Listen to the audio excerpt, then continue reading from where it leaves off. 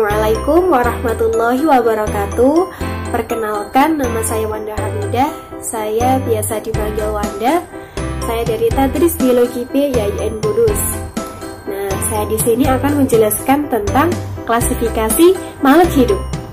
Nah, sebelum kita masuk ke materi kita, saya akan menampilkan animasi nih.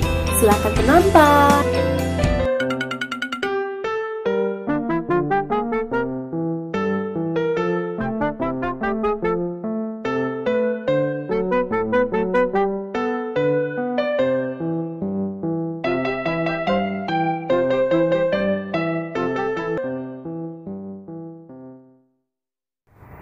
Teman-teman sudah menonton ya? Nah, tadi kan ada ibu sama kakak. Nah, itu membeli barang, mengambil barang dari rak yang ada barang-barangnya sudah tersusun rapi berdasarkan kelompoknya. Tujuannya apa? Kok harus ditata rapi seperti itu? Tujuannya satu, yaitu untuk memudahkan pembeli dalam mengambil barang. Nah, itu ada hubungannya dengan materi kita kali ini loh. Materi kita kali ini kan tadi klasifikasi makhluk hidup. Nah, sekarang saya tanya nih, arti dari klasifikasi itu apa? Jadi, arti dari klasifikasi adalah mengelompokkan makhluk hidup berdasarkan ciri-ciri yang dimiliki oleh makhluk hidup tersebut. Nah, telah dijelaskan bahwa ada ratusan jenis organisme yang ada di muka bumi ini. Nah, untuk mengenalinya satu persatu itu sangatlah sulit ya. Oleh karena itu, para ahli biologi telah mengelompokkan jenis organisme berdasarkan ciri-ciri yang dimiliki oleh organisme tersebut. Dan apabila ada organisme yang memiliki ciri-ciri yang hampir sama, maka organisme tersebut memiliki kekerabatan yang dekat. Jadi, pengelompokan tersebut dinamakan klasifikasi. Nah, dan ilmu yang mempelajari tentang klasifikasi adalah taksonomi. Oke, teman-teman sudah paham ya arti dari klasifikasi? Nah, selanjutnya kita masuk ke sejarah klasifikasi makhluk hidup. Pengelompokan atau pengklasifikasian organisme dianggap sebagai ilmu yang baru sejak diterbitkannya hasil karya Aristoteles yang berjudul Historia Animalium pada abad ke-4 sebelum Masehi. Nah, di dalam buku tersebut tercantum kegiatan pengelompokan hewan. Maka dari itu, Aristoteles dijuluki dengan nama Bapak Zoologi. Nah, jadi Aristoteles memiliki julukan Bapak Zoologi. Nah, salah satu seorang murid Aristoteles yang bernama Theophrastus, dia juga menghasilkan sebuah karya. Nah, namanya Historia Plantarum. Di dalam bukunya itu mengenal dalam bidang botanik. Nah, sehingga dia dijuluki sebagai Bapak Botani. Jadi, siapa tadi yang dikenal sebagai Bapak Botani? Betul sekali, Theophrastus. Nah, yang ketiga, sedangkan pengelompokan berdasarkan jenis obat, tumbuhan jenis obat beserta takarannya itu dilakukan oleh Dioscorides melalui hasil karyanya judul dengan Materia Medica. Jadi siapa tadi yang mengelompokkan jenis tumbuhan obat beserta takarannya? Ya, Dioscorides. Pengelompokan yang dilakukan oleh ketiga orang tersebut, Aristoteles, Theophrastus, dan juga Dioscorides, itu belum memiliki sistem penamaan yang baku terhadap organisme tersebut. Nah, jadi Carolus Linnaeus itu mencoba merumuskan sistem penamaan yang baku.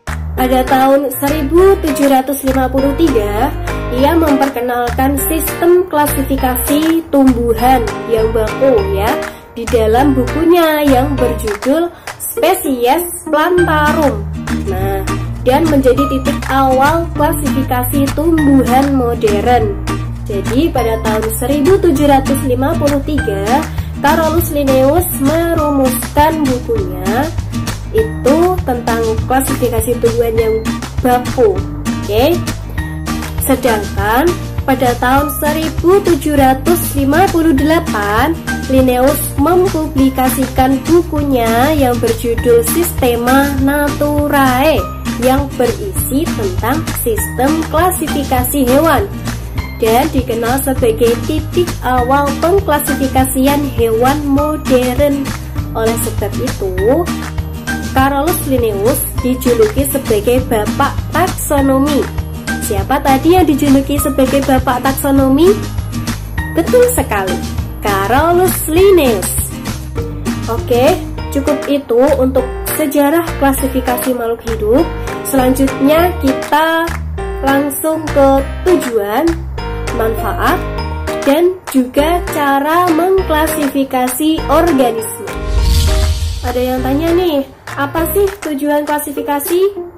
Nah, salah satu tujuan dari klasifikasi adalah untuk memudahkan atau menyederhanakan objek studi tentang organisme yang beraneka ragam.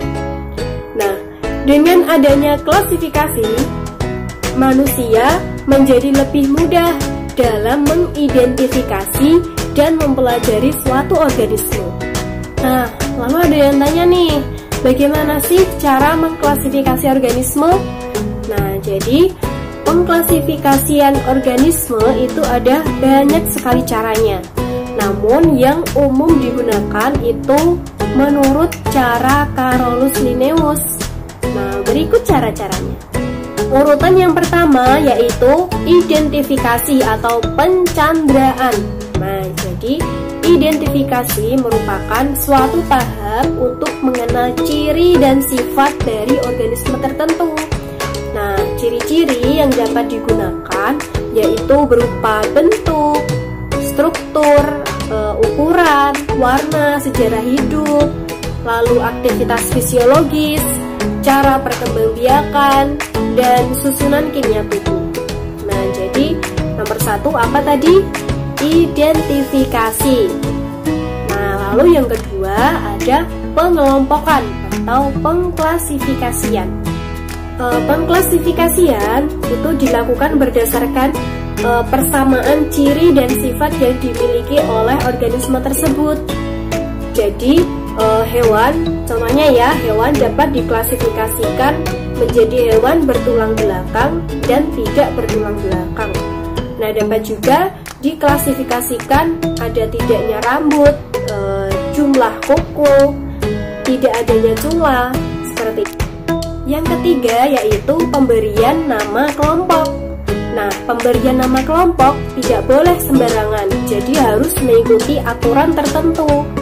Oke, jadi cara klasifikasi menurut Carolus Linnaeus itu ada tiga tadi. Yang pertama ada identifikasi atau pencandraan, yang kedua ada pengklasifikasian atau pengelompokan, jadi harus mengenal persamaan atau ciri-ciri yang dimiliki oleh organisme tersebut. Yang kedua, kalau sudah tahu persamaannya lalu dikelompokkan. Yang ketiga, yang terakhir lalu memberi nama kelompok kepada hewan tersebut atau tumbuhan tersebut. Oke, sudah paham ya? Lalu selanjutnya kita masuk ke dasar klasifikasi organisme. Nah, secara garis besar, dasar klasifikasi organisme itu terbagi menjadi dua, yaitu klasifikasi empiris dan klasifikasi rasional. Ada dua ya, apa tadi? Klasifikasi empiris dan klasifikasi rasional. Nah, yang pertama klasifikasi empiris. Klasifikasi empiris merupakan pengklasifikasian yang dilakukan dengan mengelompokkan organisme bukan berdasarkan ciri dan sifat organisme tertentu. Jadi bukan berdasarkan ciri dan sifatnya ya. Lalu melalui apa dong? Ya, betul sekali. Jadi pengelompokannya itu berdasarkan urutan abjad dari organisme tersebut. Jadi urutan abjadnya saja. Nah, itu klasifikasi empiris. Dasar klasifikasi yang kedua yaitu klasifikasi rasional. Apa itu klasifikasi rasional? Ada yang tahu? Belum tahu ya? Oke, saya kasih tahu. Klasifikasi rasional merupakan pengklasifikasian organisme berdasarkan ciri dan sifat yang dimiliki oleh organisme tersebut. Klasifikasi rasional ini dibagi menjadi 4. Yang pertama ada klasifikasi praktis, yang kedua klasifikasi alami, yang ketiga klasifikasi buatan, dan yang terakhir ada klasifikasi filogenik. Oke, kita bahas satu persatu dulu nih. Yang pertama ada klasifikasi praktis tadi. Klasifikasi praktis merupakan pengklasifikasian organisme berdasarkan kemanfaatannya bagi manusia sehari-hari. Nah, contohnya tanaman sayuran, tanaman obat-obatan, terus hewan petelur, hewan pedaging, terus hewan pemburu. Nah, seperti itu. Jadi, yang bermanfaat bagi manusia. Yang kedua, klasifikasi buatan. Nah, klasifikasi buatan merupakan pengklasifikasian organisme berdasarkan pada satu atau dua sifat morfologi yang mudah dilihat. Contohnya, pengklasifikasian organisme menjadi tumbuhan dan hewan. Nah, tumbuhan dapat dikelompokkan menjadi semak, pohon, herba. Nah, sedangkan hewan dapat diklasifikasikan menjadi hewan air dan hewan darat. Yang ketiga, klasifikasi alami. Nah, klasifikasi alami merupakan pengklasifikasian organisme berdasarkan ciri-ciri morfologi alami. Berdasarkan ciri-ciri morfologi alami. Misalnya, tumbuhan diklasifikasikan berdasarkan sifat biji menjadi tumbuhan monokotil dan dikotil. Nah, sedangkan hewan dapat diklasifikasikan menjadi hewan berambut, hewan bersisik, dan hewan berbulu. Seperti itu. Jadi dilihat dari ciri-ciri morfologi alami yang dimiliki oleh organisme tersebut. Yang terakhir, yang keempat, yaitu klasifikasi filogenik. Apa itu klasifikasi filogenik? Ada yang tahu? Belum tahu ya? Oke, saya kasih tahu. Klasifikasi filogenik merupakan pengklasifikasian organisme berdasarkan keeratan hubungan kekerabatan di antara takson. Nah, berdasarkan hal yang diperhatikan dalam klasifikasi tersebut adalah persamaan ciri dan derajat perkembangan takson. Contohnya, berdasarkan dari urutan yang paling primitif pada tumbuhan, yaitu dari Schizophyta, lalu Talophyta, Bryophyta, Pteridophyta, dan Spermatophyta. Oke, lalu bagaimanakah cara mengetahui organisme yang paling primitif dan paling modern? Nah, yaitu dengan cara memahami pohon filogeni dulu. Teman-teman harus paham ya pohon filogeni, nanti saya kasih tahu. Oke, apa itu pohon filogeni? Ya, pohon filogeni adalah kajian mengenai hubungan di antara kelompok-kelompok organisme yang berkaitan dengan proses evolusi.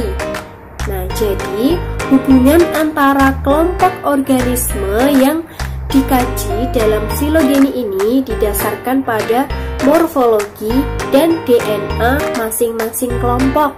Jadi hubungan antara kelompok organisme didasarkan pada morfologi dan juga DNA masing-masing kelompok. Nah, lalu bagaimanakah sih cara menyajikan pohon filogenik ini? Nah, tidak usah khawatir teman-teman, saya akan kasih tahu cara-caranya. Oke, berikut cara-caranya. Yang pertama, teman-teman harus membuat tabel nama spesies beserta karakternya dan memberi tanda checklist pada kolom spesies yang karakternya sama dengan ciri-ciri spesies. Oke, nah contohnya seperti ini. Oke, di sini sudah ada tabel, sudah ada nama spesies beserta karakternya. Langsung saja kita checklist pada kolom spesies yang karakternya sama dengan ciri-ciri spesies. Kita lihat karakter yang pertama ada vertebrata. Nah, pada cacing tanah itu juga hewan vertebrata ya, maka tidak usah di checklist. Sedangkan ikan lele, kadal, dan juga manusia itu hewan vertebrata, maka kita kasih checklist. Karakter yang kedua, tungkai. Pada cacing tanah dan ikan lele tidak memiliki tungkai, jadi tidak usah di checklist. Sedangkan kadal dan manusia memiliki tungkai, maka dikasih checklist. Sedangkan karakter yang ketiga yaitu tubuh ditutupi rambut. Cacing, ikan lele, dan kadal tubuhnya tidak ditutupi rambut, sedangkan manusia ditutupi rambut, maka manusia kita checklist ya. Nah, karakter yang terakhir yaitu organisme bersel banyak. Pada cacing tanah, ikan lele, kadal, dan juga manusia itu merupakan organisme bersel banyak ya, maka semuanya kita centang atau kita checklist. Jika sudah, masuk ke tahap yang nomor 2, yaitu menggambar diagram Venn. Nah, langkah-langkahnya yaitu mulai dengan karakter yang dimiliki oleh semua spesies tersebut pada diagram paling luar.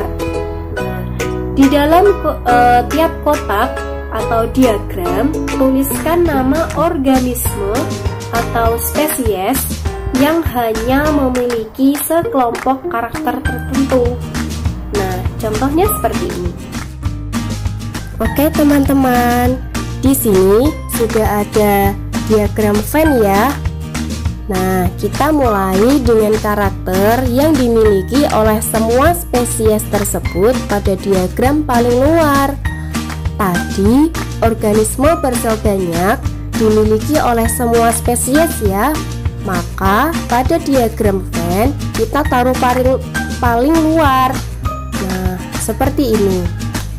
Oke, pada vertebrata yang kedua, ini dimiliki oleh semua hewan kecuali cacing tanah, maka kita taruh di nomor 2. Nah, untuk karakter yang selanjutnya lakukan hal yang sama ya.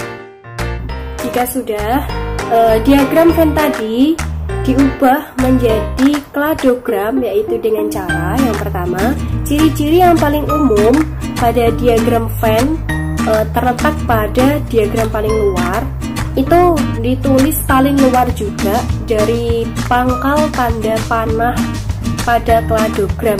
Jadi pangkalnya itu ada di bawah, nanti ditulis paling bawah ya, yang ciri-ciri paling umum. Oke, yang kedua, ciri-ciri selanjutnya pada kladogram mengikuti urutan diagram pada diagram Venn dari luar ke dalam. Nah, semakin ke ujung kanan atau mengikuti arah tanda panah itu menunjukkan hubungan kekerabatan yang semakin dekat. Oke, bisa dipahami? Ini dia contohnya. Baiklah, di sini sudah ada kladogram ya. Nah, pada pangkal tanda panah itu terdapat organisme multiseluler, yaitu ciri-ciri yang paling umum. Kita taruh di paling luar. Jadi paling luarnya di pangkal tanda panah. Nah, ciri-ciri selanjutnya pada kladogram mengikuti urutan diagram pada diagram Venn tadi ya, dari luar ke dalam. Jadi yang nomor 2 kita tulis vertebrata, selanjutnya tungkai atau kaki, selanjutnya tubuh ditutupi rambut. Nah, cara membacanya yaitu organisme dari bawah dulu ya. Organisme multiseluler itu dimiliki oleh cacing tanah, ikan lele, kadal, dan juga manusia. Sedangkan vertebrata itu hanya dimiliki oleh ikan lele, kadal, dan manusia. Pada tungkai atau kaki hanya dimiliki oleh kadal dan juga manusia saja. Dan tubuh ditutupi rambut itu hanya dimiliki oleh manusia saja. Itulah cara membuat pohon filogeni ya teman-teman. Oke, saya harap kalian bisa latihan untuk membuatnya sendiri ya. Oke, baiklah, cukup itu materi yang dapat saya sampaikan. Untuk materi sistem klasifikasi organisme, pemberian nama organisme, dan identifikasi organisme dengan kunci determinasi kita bahas di video selanjutnya ya. Demikian dari saya. Assalamualaikum warahmatullahi wabarakatuh.